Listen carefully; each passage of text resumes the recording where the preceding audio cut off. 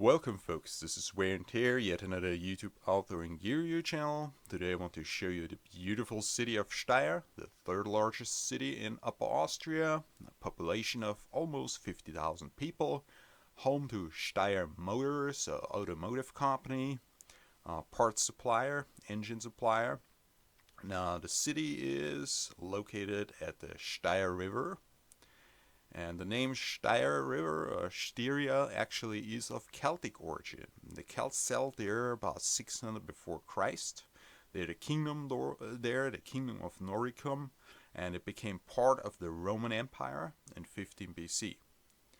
Now it was located along the Iron Road that led from Erzberg mine along the Enns River to the castra of Lauriacum, that is present-day Enns on the Danube.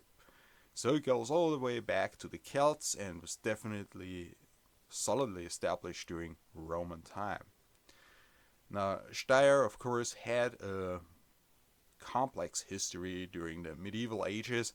Basically, governments were coming and going, rulers were coming and going, and people, generations were coming and going, yet the city was well established on a convenient strategic spot, and cities like that, they last centuries or even millennia, no matter what kind of administration they have.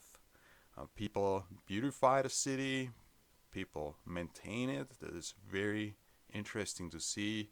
You see those beautiful medieval roads, you see modern buses crawling through those roads. It's unbelievable how they even fit. Now, in more recent times, Steyr was famous for its armament production. It produced weapons there that also got taken over by the Nazi regime, of course, during the Second World War. And they incorporated into their war machinery. They also used forced labor. Now, those dark days are gone. Today, Steyr is a beautiful city with lots of jobs and lots of tourists, mostly local tourists. If you're a tourist going to Austria, maybe flying in from the States, you might think of cities like Vienna, Berlin, Paris, but do not forget about the smaller towns in between. They are very often very beautifully maintained. They are not as overcrowded. They are way less expensive. And because there are less international tourists there, the people are very open and very curious.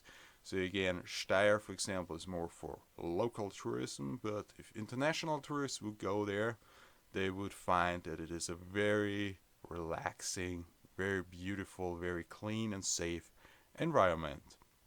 Now, this was Wear and Tear. I hope you enjoyed the video. If you don't mind, leave a like, leave a comment, and over and out.